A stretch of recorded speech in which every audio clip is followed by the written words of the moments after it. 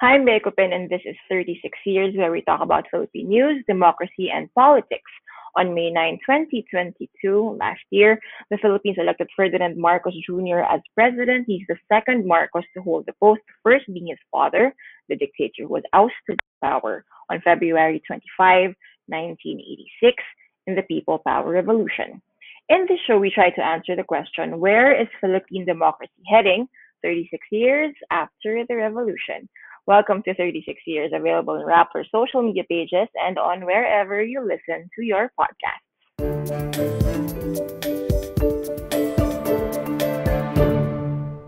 So, how much travel is too much travel?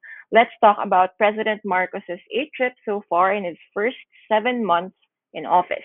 We won't be talking about the specifics of the trips, but we will be looking at the bigger picture, which is what image is the president forging both here and abroad. My guest this week is Marites Vito, Rappler's editor at large and among the most generous editors, journalists, also very, very patient editors and journalists I know. This week, she talks to me about the history of presidential travel, why they're necessary, and why sometimes they're superfluous. But first, the headlines. President Marcos is staying on as Agriculture Secretary despite calls, including from allies, to finally appoint a full time chief in the role because he's saying, no, he's staying. Why is this? In a panel interview with TV journalists, presenters, and personalities, Marcos said there are some people in the sector, he didn't say who will listen only to the president. Calls for a full-time secretary have existed even as early as June 2022, but they intensified in January 2023 as the price of food, which Marcos promised he would manage, continued to soar. Speaking of staying, the president wants broadcaster Erwin Tulfo to stay in his administration. In what capacity, hindi pa sure. He cites Tulfo's performance as social welfare chief. Okay, rewind. Why is he staying? Where did Tulfo go? Well, in December, the palace announced that an OIC would be taking over the social welfare department, but they didn't explain where Tulfo was going. But his unexplained exit does have context. It came in the aftermath of the Commission on Appointments deferring his confirmation because he had apparently served in the U.S. military and because of a libel case against him. Now, cabinet secretaries, they are appointed in an interim role and then kailangan sila i-confirm ng CA. The first time around, maraming cabinet secretaries na hindi na-confirm kasi kulang sa time. But in Secretary Tulfo or former Secretary Tulfo's second case, explicitly he was deferred by the CA. Marcos did not say what role Tulfo would play in his administration, but he did say that Secretary or former Secretary Tulfo will not be a presidential advisor as earlier rumored/speculated. More on appointments, so bear with me kasi minsan lang sumasagot si President Marcos about these many lingering questions about his appointments. The president said former presidential management staff chief Naida Angping is going to be ambassador to France because, well, she asked for it. Angping asked for a leave as PMS chief in December 2022, barely a month after the president appointed her to Paris as a plum post in the diplomatic world because she wanted to serve in a diplomatic space. Her appointment resulted in the displacement of Ambassador Juniver Mahilum West. She's a career diplomat who had only been appointed to the post in Paris in October 2021. Marcos also distanced himself from Angping's controversies. Rumors about her husband's actions in Thailand included, saying the reasons for her taking leave in the first place are personal. Weeks after his wife, the First Lady Liza Araneta Marcos, released a video saying she did not meddle in presidential appointments, and if anyone used her name to get an appointment, that person would not get that post at all. Marcos now says he doesn't consult his wife about policy issues, but he does talk to her about legal issues because she is a lawyer. Araneta Marcos, a lawyer and an educator, as in law, before her husband won the presidency, is the first Filipino First Lady in over 2 decades. If you recall, the late Benigno Aquino III was a bachelor, while the former President Rodrigo Duterte had no first lady. He did have an ex-wife. He also had a partner, but neither of them officially took on the role as first lady. The current first lady has had an active role in her husband's politics in the past, as in electorally. So she was a major personality in both his failed 2016 bid for the vice presidency and his successful 2022 bid for the presidency. Speaking of family in politics, the president says they are not, quote, grooming their eldest son, Representative Ferdinand Alexander Marcos or Sandro Marcos, to be president one day. You must wonder, why are we even asking this, or why are people asking? Well, Representative Marcos, a newbie lawmaker, as in he first won his seat in the 2022 elections. It's his first term in the House. He's also a senior ranking House leader. He has joined several of his father's trips abroad. He even has joined his father in bilateral meetings with fellow heads of state and in top meetings with business executives. And finally, how much traveling is too much traveling?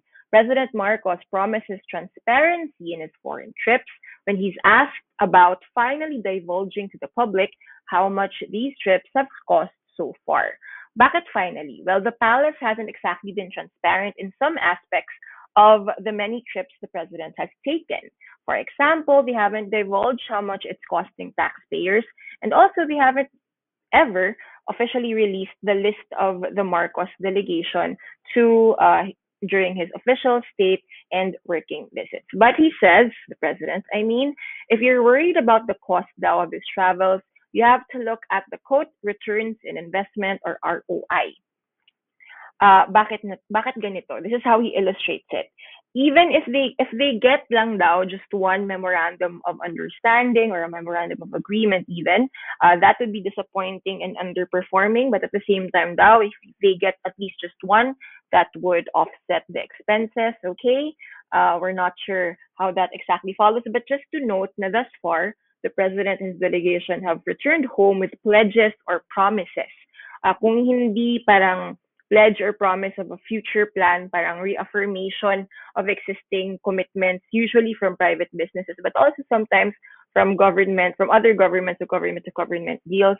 And this is quite normal in a sense, kasi deals aren't sealed typically during these bilateral meetings or high-level meetings on the sidelines of summits and gatherings. So we will see in the coming months and coming years if those pledges actually translate into investment, and more importantly, if those translate into jobs and opportunities for Filipinos living in the Philippines. Anyway, that's a perfect way to segue into our interview with Marites Vito. Hi Marites, thank you for joining me today. Parang Yeah, ito yung it's my gap pleasure. natin. So we have a 3-4 week gap between the president's last trip and his next trip, because he is flying to Japan in February. So dive in na tayo sa first question siguro, no? Nabanggit ko nga, we are in yung interim time between trips because he's been to 8 countries in 7 months. Sa 8 countries na yun, Singapore twice, one for a state visit, another for, I don't even know what to call it, because it's not labeled an official, a working or a state visit, but a visit to Singapore for the Grand Prix. By the second week of February, he'll be to his 9th country as president. Yung argument nila parate, no, for all these travels is to sell the Philippines. Parang from the very first na state visit to the recent visit to Davos for the World Economic Forum.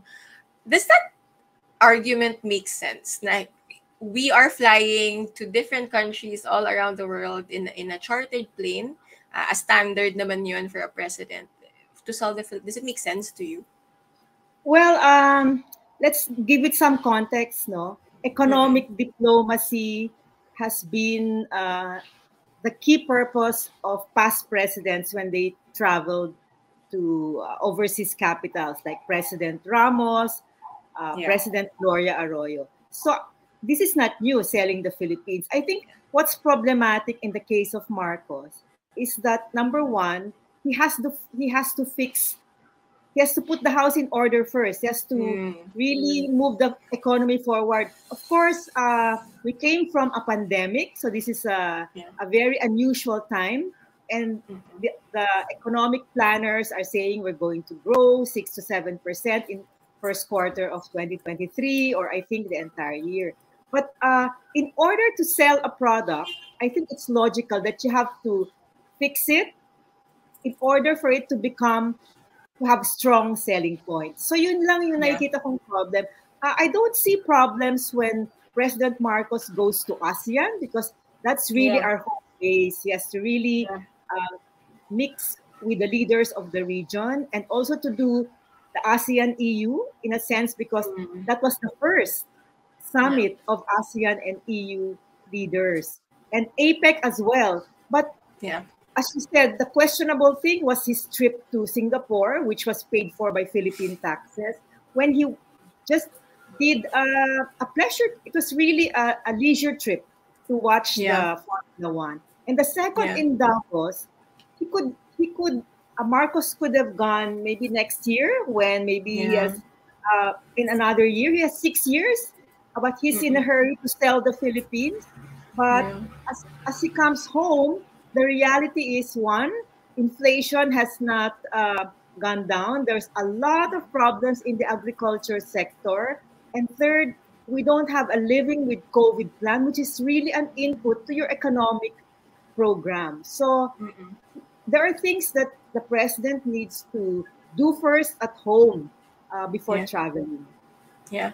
I guess yung telling din dito from the trips that I did, I heard or was part of, maraming trip doon na parang he issued a statement or he issued a video, a taped reaction to inflation or the rising cost of food while he was abroad. I mean, that's not an indictment per se, pero parang di ba ang telling na he's reacting to new government figures regarding inflation while he's not in the country. I don't know, or maybe I'm just overreading into it then.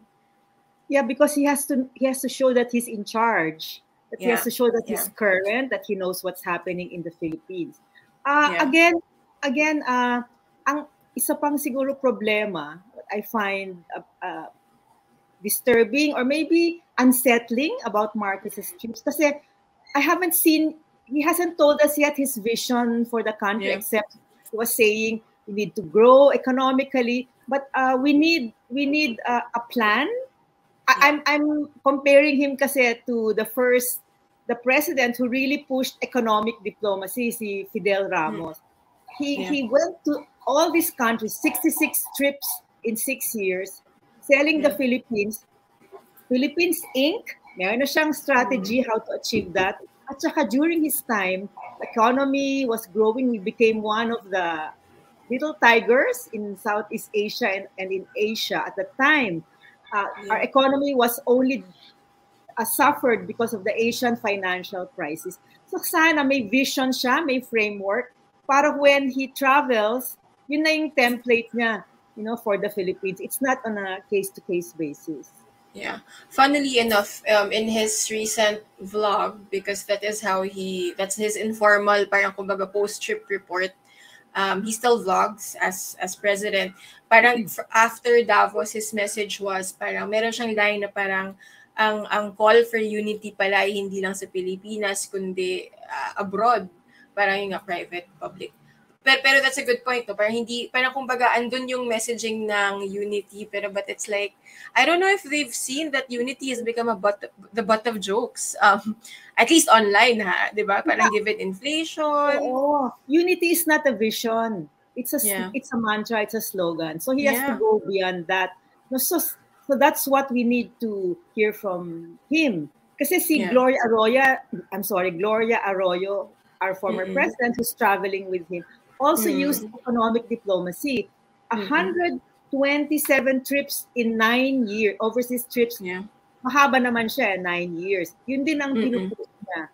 So, Bongbong, he's not doing anything new except that wala pa siyang things to show really for he's quite new in the office. So, yung kanyang we were talking earlier, Bea, and you said proof of concept. Kasi Noynoy Aquino went to Davos, not in his first year in office. I don't recall that. Yeah. But he did once. It was around midway through his term, I think. And the economy was doing well. He had something to show. Gloria Arroyo also in one of her 9 years in office also went to Davos. So, yun lang yung sana mas thoughtful yung planning ng trips niya. But you said, Bea, earlier that President Marcos didn't seem enthusiastic at all about it when you were in Bangkok, right? Yeah, yung contrast siguro doon, because whenever you ask him about which state visits have you accepted, how many have invited you, his default answer talaga is we say yes to everything.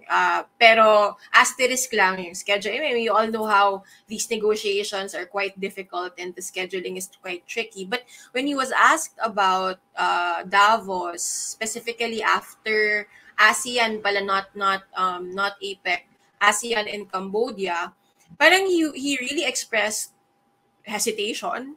Kasi yun nga, precisely yung argument niya na parang if we go to an event such as Davos, he didn't say the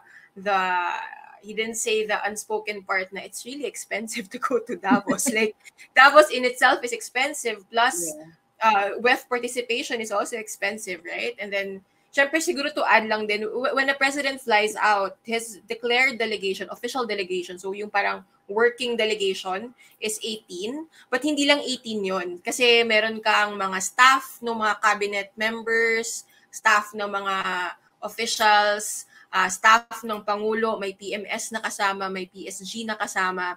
Parang kumbaga yun na yung bare minimum na number. But anyway, he seemed hesitant talaga. And even he used the words na it's traveling too much. Kasi meron na rin siyang self-awareness na parang, ang dami kong biyahe. Especially in that span, November to December.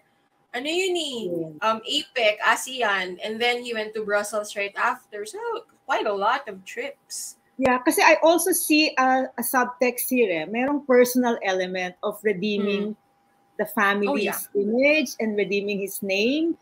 Unlike Ramos, unlike Noynoy Aquino, Noynoy had 40 overseas trips in 6 years. He was the least traveled president. He didn't like it. And then Gloria had a lot, 100 plus, kasi she was in office 9 years. Wala tayong nakitang personal element of rebranding. For Noynoy, it was really the economic aspect of it. Pero kay Marcos, you could see that there's an element of redeeming the family name. And in fact, he said that in Davos that he entered politics for survival. But I think the unmentioned word is, I think he did say survival of the family. So that's why the country is not the sole beneficiary of this. No, it's the Marcoses as well. That's unsettling for many. Yeah. I guess it also gives you a peek into the psyche of not just President Marcos, but the Marcos clan in general, na how politics, and by politics, I mean the office they hold, is parang kumbaga nakatahi yun sa family identity nila siguro. Maybe that's how they see it. Or that is apparently how they see it, right? Yeah, because it's a family, parang it's something you pass on. Ferdinand Marcos was president for decades, no? For more than 2 decades. Tapos after that, members of the family ran for various national, local. So parang it's dynastic. It's just like any other political family, except that ito kasi naging presidente. And as you see, President Ferdinand Marcos Jr. takes along his son Sandro, who hasn't anything to do with foreign affairs in the House. He's not chair of the House Foreign Affairs Committee. Just happens to be the son. And I remember, Bea, I think you wrote about it, that he was also in the breakfast of Marcos Jr. and PM Lee Hsien Loong in Singapore. And he was in the meeting with Joe Biden, sidelines of UN. I mean, that is very, very unusual. It just shows that the Marcoses, Bongbong, really thinks it's a family heirloom. It's something that's so embedded in their DNA that, it's normal to bring your Yeah. family member. That's shocking. I think they need to be reminded, no? Yeah. Yeah. If And I think in someone contrast to that though, kasi nabanggit mo nga din that Sandro, on paper, Sandro is a senior official of the House. Literally, his title says Senior Deputy Majority, but he's a first-time legislator. Like, literally, his only other experience outside of his term now is staff siya ng tito niya, si now Speaker Romualdez, when the Speaker was majority. And to add also, di ba, parang on top of Sandro, constant member of the delegation, First Lady, siguro given na yon since she is the wife of the president. But Speaker Romualdez has been, I think, to all the trips of the Exact. president. Yes, that's And also another he thing. also joins the meetings. He's a first cousin, right? So there's the Yeah. first cousin, there's the son. And even in Mm-mm. New York, wasn't Sandro in the meetings with some of the CEOs? He was. I He think sat in, yeah. it's He sat really in the not meetings. it's it's it's like Obama taking along one of his daughters, no? The To girls, yeah. meetings, one of the girls, Sasha Yeah. or whoever. When he meets with all these foreign Yeah. dignitaries, Yeah. I don't know. I don't know if other heads of Yeah. state do this. It is Yeah. so maybe itong kaibahan nga because the Marcoses have lived within this bubble, this political bubble for so long. Hindi na nila alam kung tama ba o mali Yeah. yung Yeah. ginagawa. Yeah. At tas to add nga pala, in contrast to Sandro, sitting in these very high-level meetings as a newbie legislator, the president's sister, who is in fact the chairman of the Foreign Affairs Committee of the Senate, once pa lang siya sumama ng isang state visit, which I think is actually proper. I mean, just because she's the chairperson of the Foreign Affairs Committee of the Senate, but she was Senator Amy Marcos was in China. So far, that's the only trip that she's joined. Na she was So part of the delegation. even the family quarrels pala display themselves Yeah. in who joins the official delegation. Yeah, I mean, it's very telling, right? To see na parang the son who has barely started, hindi pa 1 year in Congress as a legislator, who's past 3 years, actually hindi nga 3 years, parang kasi 2019 lang siya pumasok as staff ng tito niya, pandemic kaagad, so he wasn't actually, going around batasang pambansa, literally, and yet he has, like a front row seat lang ba yun? Hindi, parang katabi niya mismo yung driver in these mga major meetings, right? And very, very revealing yung sinabi ni Marcos ni Bongbong Marcos sa isang interview na kaya niya sinasama din si Sandro. Malay mo in the future, siya din ang maggagawa at magkakaroon ng state visits. Oh my God! Yeah. Really? Yeah, and he says it so casually. Yeah, how comfortable he was when he said that. And but you were talking about earlier about the young Marcos when Bongbong was still not president. Because your questions made me do some research. Hinanap ko talaga kung saan ba siya kasama na malaking visit to a state visit or official. Yung China, kasama niya yung mother niya. That's famous, 1974. And he really, really remembers it. He talked about it a lot when he was with Mao Zedong. Pero when he had a photo with Nixon, but Nixon came to Manila. In the late 60s, I think. I'm not sure anymore. But he came to Manila. So but of course, may first-hand view siya as a young boy. Kasi nandun siya sa Malacanang, nakita niya. So, na-absorb niya yon. And I'm sure he has seen, he knows the field, the milieu. And maybe he has gone to other visits, but not state visits or official visits. Or not declared in the party. Actually, I think, and this is probably an amateurish observation, but you can tell that he's at ease, mingling with these world leaders and executives. In fact, I think parang he revels in it. I don't know if you see that as a bad thing or a good thing, pero parang he really does enjoy the mingling part and then the networking part perhaps of the job. that's not amateurish, Bea, because that's really what this is all about. Because by doing that, he's redeeming the family name, Yeah. he's Yeah. rebranding the Marcoses. So ngayon, the dangerous part is kung hanggang dun na lang. Yeah. Kasi kung yun yung primary reason for the visits, not the Sayang. country's public, not the national interest, no? So, Yeah. sinasama niya kasi both eh. Yeah. So, Yeah. let's see. Because all these are pledges. We're getting pledges. We're Exactly. getting from China, 22 billion US dollars. Yeah. From Yeah. Brussels, I don't know anymore how much. So, let's see. Yeah. Yeah. Mag-unfold din yan. And we should hold the media, civil society should Yeah. hold the president and the government accountable, no, for the result of these visits. Siguro jumping lang back into the whole, like the older the dictator would bring not just Bongbong but also the young Aimee, even the young Irene to his work visits, state visits, official visits, working visits, whatever. How was it how important was it for Ferdinand Marcos Sr. to do that? Or was it just, like, oh, they're my children, sama ko lang din sila kasi total pupunta na rin ako abroad? Or parang may strategy ba yun involved in siguro image building?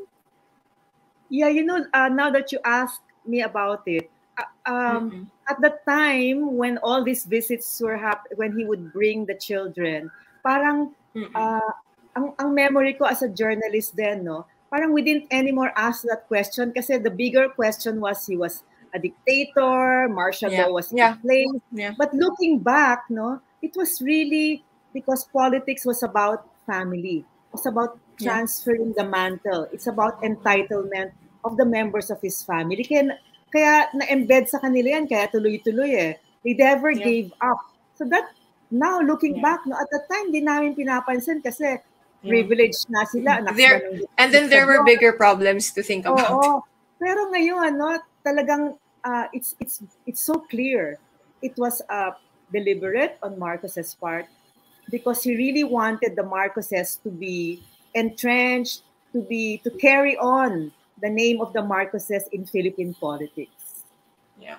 And I think ano na rin din yun, no, parang subconsciously or consciously, if you are also like if you're the foreigner whom he is interacting with, whether in Manila or abroad, parang may subtle message yung presence not just of the First Lady Imelda Marcos but of the children na parang okay, this is key to siguro securing a deal or being in the good graces of Ferdinand Marcos Sr. Parang family is key in a way. Now, again, looking back, no, pinag-iisipan ko, was he trying to show that he was different from the Western leaders? Kasi softening himself. Yeah, may humanizing factor siya. Dala ko itong mga anak ko na maliliit. Kasi hindi ko matandaan na even John Kennedy, I mean, nung time niya, the little kids, I don't think he traveled, of course he didn't last long, but I don't think he traveled with the kids when he was visiting heads of state. Yeah. Yun ang hindi ko matandaan na, I may be wrong, but this is a practice that is so different from other heads of state. Yeah. And siguro factor din dun, in which we will I will be tackling this in a future interview, siguro next week, the charm offensive that was Imelda Marcos in her youth. Isa rin siguro yun na factor in tagging her along as well, or what made it more important to bring her along in these trips of the first Marcos president. Yes, I remember that Imelda was doing a lot of diplomatic work, diba? Also in the Middle East. Yeah. In the Middle East, when she had this famous meeting with, my God, this is Libya. Gaddafi in Libya. Yeah. So peace, kasi gusto niyang i-portray na she was a peace negotiator, etc. etc. So nung panahon na yon, I remember lagi niyang kinukuha yung mga kino-commander yung mga PAL flights na nagka-cancel ng ibang flights, and to the detriment of really legitimate flying passengers. So yun lang yung memory ko. Na sana hindi maulit ngayon. And there was a rumor that PAL denied that the flight of the the Philippine Airlines flight to Vancouver was canceled because the plane Yeah. was used for Bongbong's trip to Davos. So I hope this doesn't become a practice kasi Yeah. excessive naman yun. Yeah. Yeah. Siguro for the context of people also, when the president flies out of the country, because wala nga tayong Air Force, wala tayong dedicated na plane for na big enough to fly him around in different countries, no. They basically rent out they rent out a Philippine Airlines plane. Thus far, if it's a regional trip, so within Asia, it's a smaller plane. But when it's like a trip to Europe na, it's a much bigger plane. And that plane, when it flies out of Manila, does not fly back in until, kumbaga standby yung aeroplanong yun in whichever country it landed in. Part yun ng protocol at part yun ng safety na rin siguro for, of any president, not just this president, I guess. Balik din tayo dun sa traveling. Siguro ito nga, parang napapaisip din ako nito eh. Parang how much traveling is too much traveling? In his own words, he said na it's too much traveling kasi.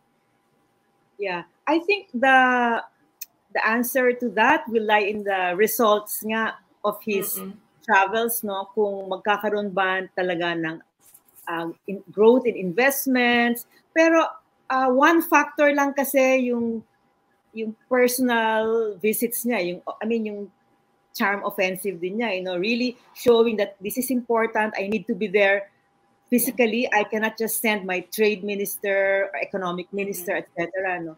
So that's only one aspect of growing our economy. So kailangan may results yan, and that's what I was saying. We have to watch kung magkakaroon ba talaga ng improvement in our economy because of his visit. Ang hirap. Yeah. Well, he himself said that it doesn't happen I think he had to admit it doesn't happen. Yeah. It's a process. It takes time. For sure. Yeah. So kaya yun ang kailangan bantayan natin, no? Yeah. So how much traveling is too much?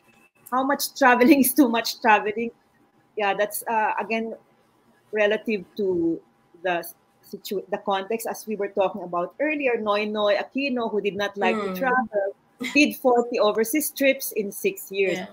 Duterte naman, konti lang kasi nagka-pandemic. At saka symbolic din yung non-travel niya to the US and to Europe. Yeah. So, iba yung circumstances naman niya. So, I think it's really up to the good sense naman of the president and his advisors and his team, no? Economic team. Dapat may strategy. Yun nga ang kulang eh.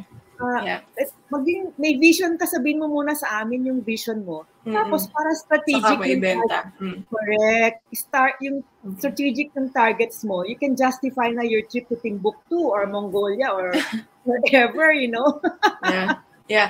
And I guess implicit there, sana yung basihan ng travel is not just perception or internal surveys of what do people think, is it excessive, but parang it's the deeper question, like what do we actually, kasi yun nga, to add then, if you read through the press releases of the pledges, be it a private entity or a government to government thing, yung iba doon have already actually been pre-negotiated. So yung part of the pledge is actually parang reaffirmation of an earlier promise, or nagsimula na paling investment here, or if not, parang very, very exploratory talks pa lang na, okay, we have, kasi parang hindi naman, executives, no matter how powerful they are, don't decide in the room, yes, we have $10 billion to pour into the Philippines. That's just not how it works. So symbolic talaga yung visits din ni Marcos. It's to put the final touch and to show the country or the investors that,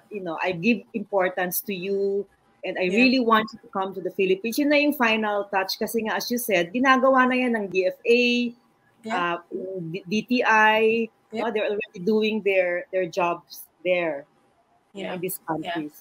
Yeah.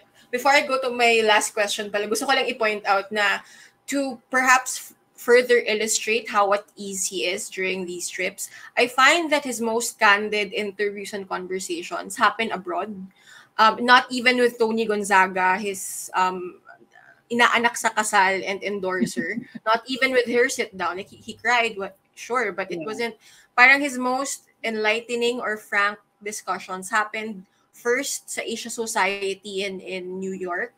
he conversed with the former Prime Minister of Australia, and then in Davos recently, ngayong nabanggit ni Marites na di naman sa inamin, pero he was honest. Sabi niya na I went to politics for our survival of the family.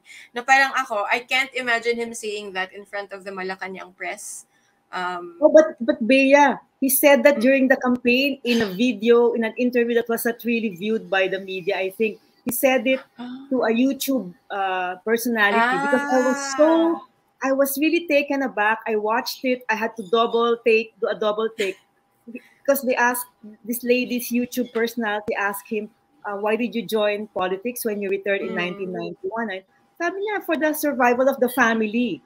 Pero hindi yun na-pick up kasi kampanya at saka YouTube para entertainment. So when he said this in a very prestigious forum, then it caught our but Bea, I think that's one of his more honest answers. Oh yeah, no, for sure. And siguro, yun din yung context no, na he said it in front of the World Economic Forum, like in a room full of perhaps not fellow world leaders, kasi I don't expect naman fellow prime ministers and presidents to attend these one-on-one conversations, pero 'di ba parang you would expect, high-level business, political officials. He was also quite frank in the New York Stock Exchange. Doon niya sinabi yung linya na I can't imagine a future of the Philippines without the US. Now, according to Sophia, that wasn't rehearsed. Or hindi siya, parang kumbaga wala yan sa discussions with the DFA prior. So yun yung talagang feelings niya. Kaloobin. His real sentiment. He's really very comfortable with the West. As you could see, when VP Kamala Harris came and they were in Malacanang and he joked about VP Harris going to see the beaches of Palawan, although it wasn't called for. But you could see how comfortable he is. I'm just trying to compare when he went to China. Kasi China, iba yung context, masyadong muted because of COVID. 48 and hours maybe no? Yeah, and maybe the language barrier also. Exactly, there was an interpreter, so it was formal. So we didn't see that like camaraderie he had with Biden. Kasi nga, yun, they were using a common language. So talagang makikita mo, he's very comfortable with the West. Yeah.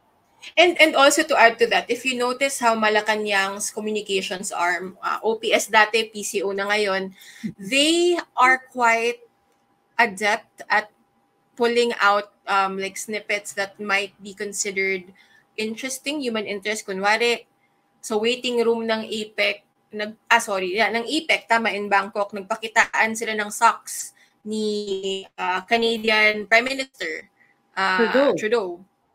They compared socks. I mean, that was it. But like of all things to highlight, but his social media managers highlighted that. I missed that. Was Bongbong wearing yung hindi matching? He likes wearing interesting socks. May mga pattern. Yeah, but not kasi Trudeau, remember, the famous photograph where he wore socks that didn't match. Di naman. Click yun. So maybe I thought Bongbong was going to follow him. No. Ano naman, parang nag-show off lang sila ng socks. And then from that very same trip, I remember they showed an excerpt of his media interview where he talked about how Jacinta, how do you pronounce her name? Jacinta Arden, parang meron siyang very, very short lang na aside. Kasi interview namin yun parang he said something like, I told the Prime Minister na idol siya ng mga tao sa Pilipinas, ganun. And then they excerpt that specific line and amplified it. Parang yun yung pinost nila. So parang very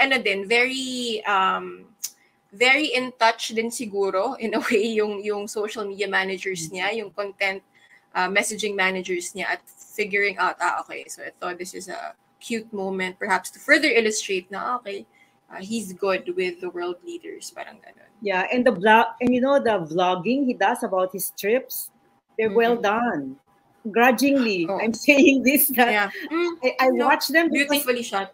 Yeah, they're well done. He reports, he makes it simple, I said, oh my God, if we just rely on this, then maybe we should go deeper. I mean, after he makes his reports, as I said earlier. Yeah. Kumbaga yun nga yung parang ano niya, video report, pero we have yet to see the actual post-trip reports that the DTI and the DFA are supposed to prepare, but we're gonna ask for that soon.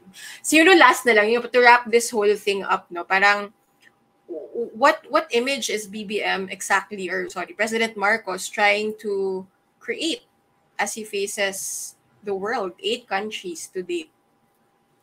Yeah, I mean, I think he's 2 levels, no? He said that he wants to reintroduce the Philippines, meaning that that's a slight on Duterte, isn't it? Yeah, it's a tacit. You can okay. Thank you for bringing that up. Kasi very subtle yung. You can tell that he and his team and his allies are very careful about referring to the previous admin. For example, si Speaker Romualdez, he called the EU the Brussels trip. Parang this is our re-engagement with the EU. Sa utak ko, bakit sir, inaamin mo na nag-disengage tayo during the last admin? And when former President Gloria Arroyo was interviewed by RTVM, I don't know why she was interviewed by RTVM. Well, RTVM did that. In-interview nila yung delegation to Davos. Sobrang distinct sa akin yung isang linya na parang he is Western educated, asterisk. And he's intelligent. He knows their language. So again, parang may implicit na ano doon na, bakit yung dati ba did not know the language of the liberal elite? So parang, okay, interesting. Yeah, so he's trying to differentiate himself clearly from Duterte. Not very explicit, pero reintroduce the Philippines, meaning we're going to engage again with the West. Duterte subtext is our former president, my predecessor did not travel to the US, did not travel to Europe. So here we are, we're going to engage with you. Parang, I'm a liberal Democrat. I'm parang, wow, I'm one of you. Yeah, I'm not like my father. I'm not, although he models himself after his father, but the subtext is he's not a dictator. He's going to shows the world I'm a liberal. I don't. I'm not a martial law type of leader. I'm not steely gloves kind of leader. Unlike my. So we're introducing the Philippines in his view and himself. I think that's parallel. Show himself as a. Is it a better leader than his father? Yeah. But I don't know how he conceives himself as a better leader, but maybe a more benign. He's not the dictator type. I will engage with you, and I know that we are part of this he said multipolar world. He wants to show that he understands the geopolitics of it all. So 2 levels. Differentiate himself from Duterte and reintroduce the country. And second is to rebrand himself. Yeah. But it's interesting how far that message will go. Kasi again, so far he cherry picks on the legacy of his father. Parang if it's positive in the context of who he's talking to, he will highlight it to the brink of how far he can take that, parang when he was talking to Xi Jinping, paulit-ulit yung parang I was with my mother Imelda, but he didn't bring up the fact na his father also, kumbaga, laid down the foundation for our claiming Spratlys. Parang yung mga omissions na he omits what is inconvenient, but he highlights to hell whichever in his mind would be convenient to them. What I'm interested in seeing is how far he can take this. Kasi you can only tap on nostalgia. I think, I don't know, but it might work for him, but nostalgia can only bring you so far. Yeah. And I don't know, Bea, did he ever say publicly that it was his father who laid claim to Spratlys? He's never mentioned that. Yeah, he's never mentioned that. Yeah, so that's interesting if he'll say that, because that was it was really his father who started it anyway. Yeah. So that's a very interesting time for us to watch this young Marcos traveling around the world. His next trip is in Japan, and I'll be talking about that with my colleague Sophia naman next time. That's in February. Thank you again, Maritas, for your time. Pinag-research pa kita. Sorry. Pinag-research pa kita. For my own sake also. And that has been this week's episode of 36 Years. I hope you enjoyed my conversation with Marites Vitog as much as I did. Now, if you want to learn more about other things in life in general, not just news and politics, follow Rappler's social media pages and our podcast uh, accounts, podcasts, wherever you listen to podcasts, really, for more podcasts and shows about news, lifestyle, entertainment, sports, culture, wherever. And I will be seeing you next week. We'll have another interesting conversation, and I'm super excited to share with you that episode. Thank you for watching. Thank you for listening. I'll see you again next week. Bye.